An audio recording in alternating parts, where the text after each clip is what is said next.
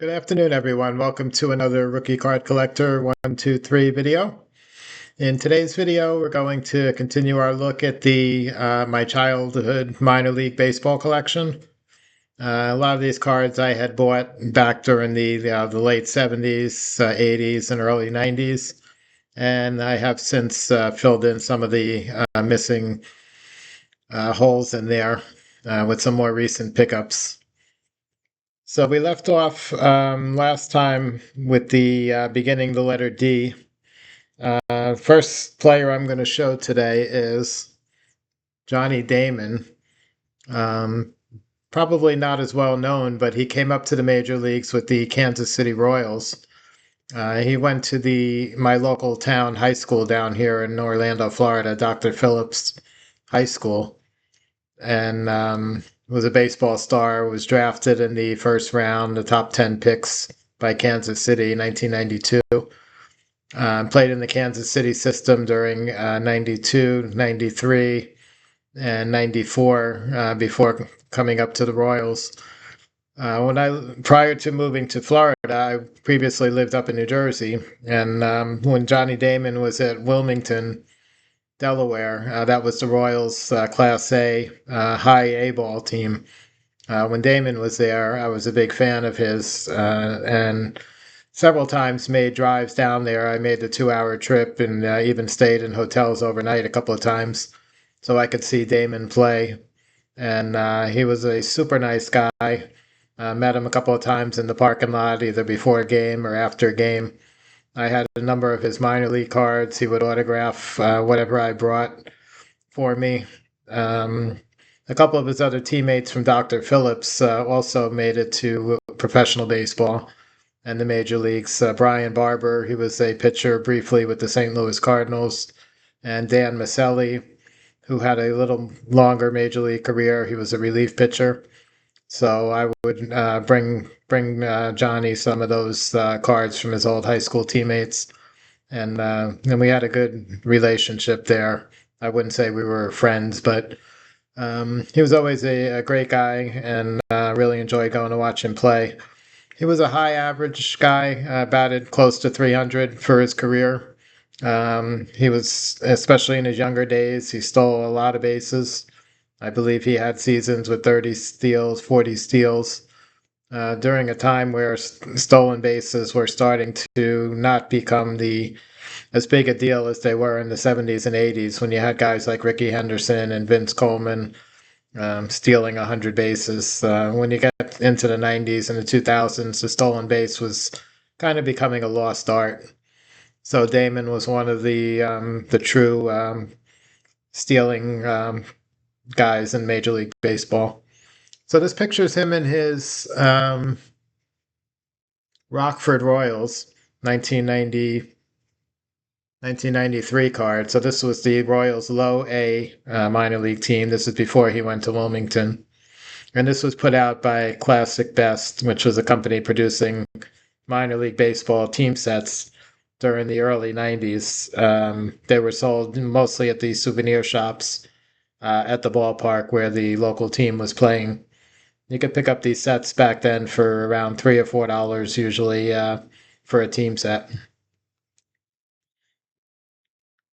Okay, this one was put out by Fleer, the same company Fleer that put out Major League cards. They had a division of Fleer called Pro Cards, and they put out also minor league team sets. So this is also a 1993 Rockford Royals, the same Class A ball club, Johnny Damon again.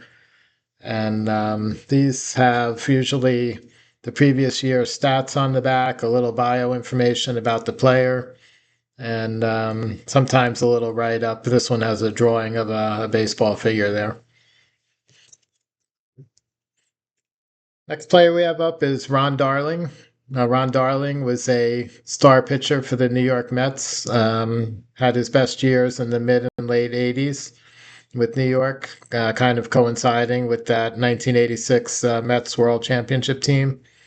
He pitched in the rotation with Doc Gooden and Bob Ojeda and Sid Fernandez. One of the top, if not the best, starting rotation in the National League at that time. Darling came up. This one is with the Tulsa Drillers. So Darling initially was drafted by the Texas Rangers and then eventually moved on to the New York Mets while he was still in the minors. So the Tulsa Drillers uniform here, Ron Darling. This was a 1981 TCMA issue. TCMA made most of the minor league cards from the mid 70s through the mid 80s. We have another TCMA Darling. This is he's with the Mets organization now. This is the Tidewater Tides, which is the Mets AAA club. This is Darling again, put out by TCMA, and this is 1983. Next up, we have a 1982 Tidewater Tides Ron Darling. So he was with Tulsa earlier in the season. Later in the season, he moved up to AAA and was with the Mets Tidewater club toward the end of the year, was included in this Tidewater Tides team set, also put out by TCMA. Darling's rookie card was 1984 in the traded sets, Tops and Fleer.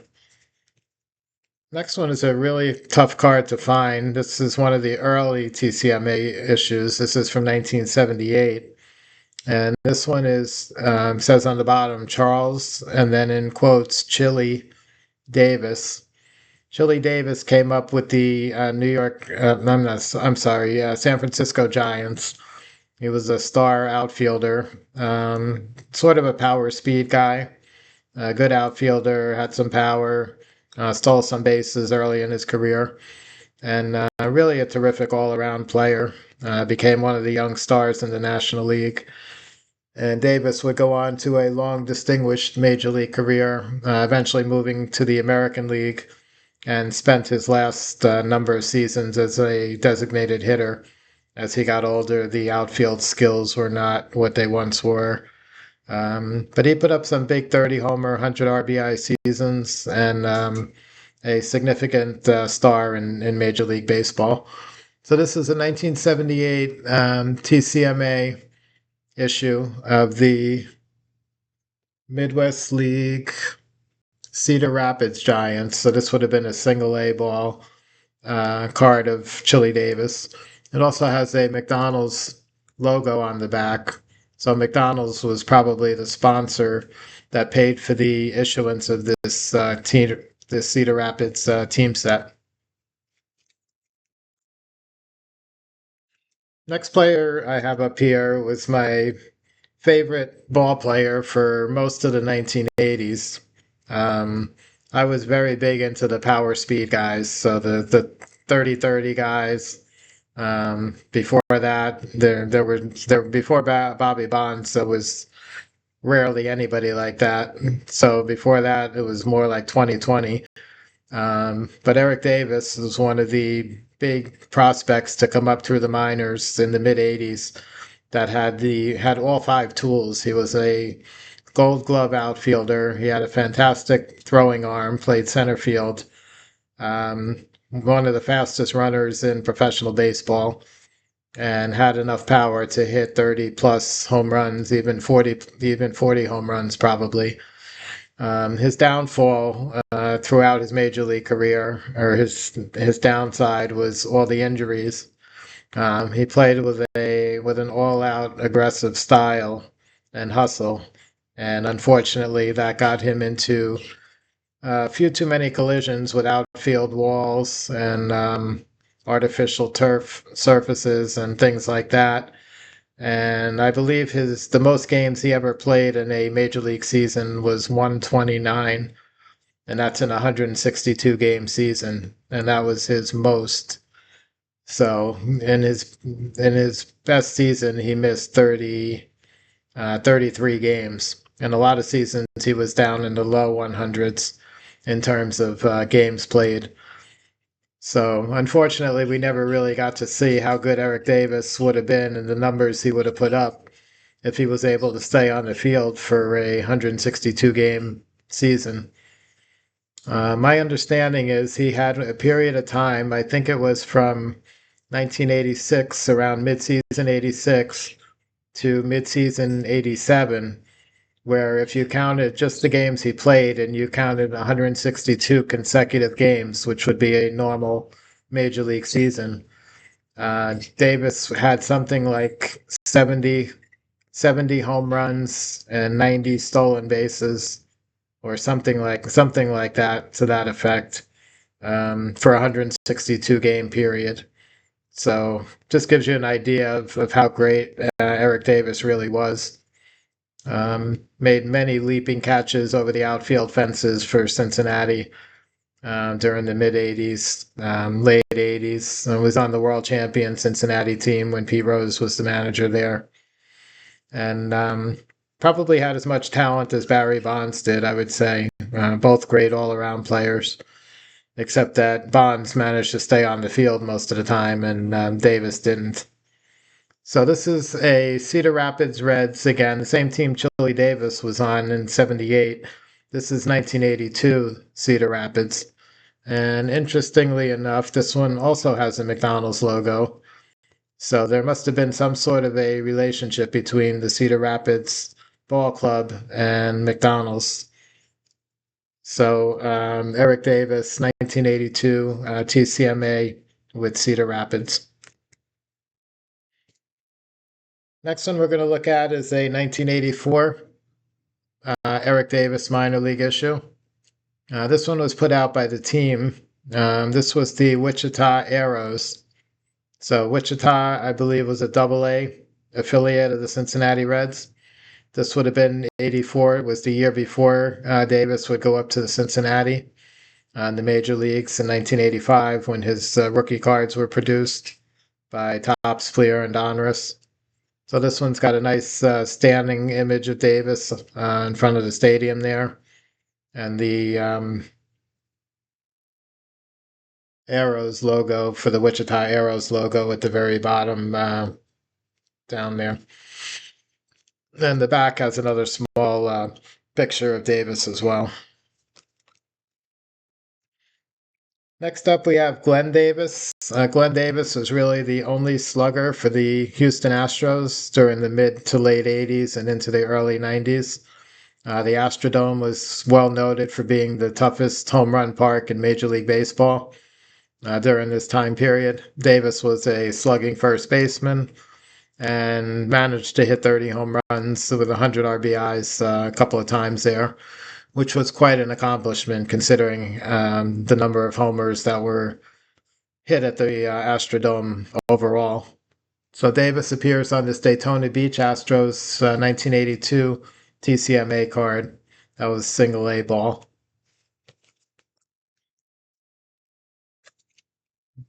We've got a 1984 Glenn Davis. This is with AAA now. This is the Tucson Toros.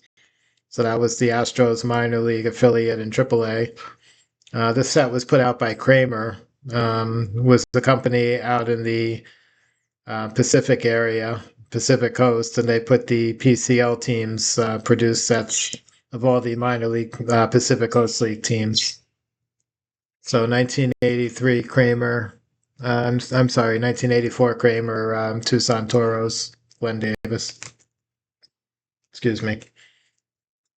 Here we've got a 1985. Again, this is put out by Kramer, the minor league printing company out west. He's in his same Tucson Toros uniform the year later. 85 would be the season he would come up to the Astros later in the year. And pictured here in a nice standing pose in front of empty stadium seats there. Next up is one of the star hitters, home run hitters during the 90s and into the 2000s, Carlos Delgado. He came up with the Toronto Blue Jays. He actually came up as a catcher. That didn't last very long. His defensive abilities was not the strong point of his game. He was a fantastic left-handed slugger. So Delgado, shortly into his major league career, moved to first base primarily and spent time there with the Blue Jays and eventually moved on to other major league clubs. You can count on him almost every season to put up numbers close to 30 home runs and 100 RBIs and probably a 280-ish batting average. Ended up with some phenomenal career numbers. Unfortunately, I guess even though that I never heard any actual reports of anything coming out, but I guess there's been some suspects of him possibly using PEDs, and that's kind of kept down his Hall of Fame aspirations up to this point. But he certainly had the numbers to warrant consideration for Cooperstown. The other thing that probably holds him back is the guys that did use PEDs, even if he was not one of them. The numbers they put up were so insane that it kind of made his career statistics not look quite as good as what they really were. So, kind of depends how you look at it. But so far, Delgado has not been given any sort of serious consideration for Hall of Fame, even though he probably deserves it. I'm sorry.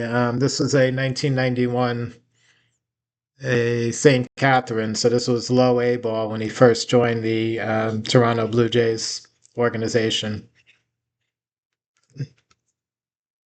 Okay, this was a 1990, also St. Catherine's, Carlos Delgado. You see him in the full catcher's gear on this one. This was his second season at St. Catherine's. He would spend 3 years there, 89, 90, and 91. There is an 89 St. Catherine's Delgado card, which is a very scarce one. I don't have that one. I'm still looking for it. Delgado was one of my favorite hitters during the 90s. And here's a 1991, another St. Catherine's. This is put out by Classic Best, the company that put out all the minor league team sets in the early 90s, 91, 92, 93 era. Delgado in a swinging pose. Nice full body image there. This one is also 91. This was put out by Pro Cards, another major Negro League Baseball card printer in the late 80s and into the 90s. Delgado here is with the Myrtle Beach Blue Jay team, which is high A ball. So he would have graduated to here after St. Catherine's. Moving on, we've got Sean Dunston. Dunston was a superb shortstop for the Chicago Cubs. At a time when shortstops were typically not speedy guys, but they were typically the 260 batters. They bunted a lot. They stole a few bases. They played solid defense. Dunston is one of the shortstops that sort of rang in a new generation of, having some power, being a flashier defensive player. Hit for a pretty good average. Not a ton of home runs, but a lot of doubles, triples, extra bases. So he was sort of one of the new breed of players, not at the Cal Ripken level, but kind of somewhere along those lines, and more as some of the shortstops of today are. So this is his 1984 TCMA Midland Cubs. So he was a double A ball at this point. He would come up to the Chicago team during the 85 season. So 1984 TCMA Midland Cubs, Sean Dunston. Next up, we have from Vero Beach, TCMA 1982. This is Sid Fernandez. A little bit earlier, we looked at Ron Darling. Fernandez was another one of those star Mets pitchers from the mid 80s. He was a left-hander. He was kind of pudgy and sort of kept the ball well hidden during his delivery. And he was a very tough guy to hit.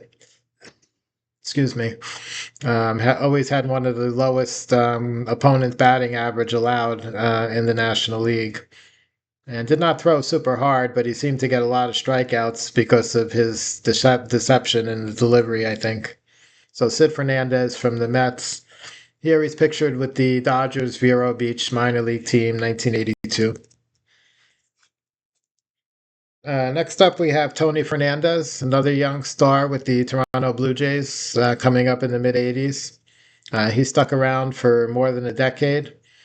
He was another guy, kind of like in the Sean Dunston mold. He was a very flashy shortstop, very good speed, stole quite a few bases, had a nice batting average, hit close to 300 a number of times, and did not have the power Dunston had. Fernandez might only hit three, four, five home runs a year, but did everything else superb, excellent defensive player.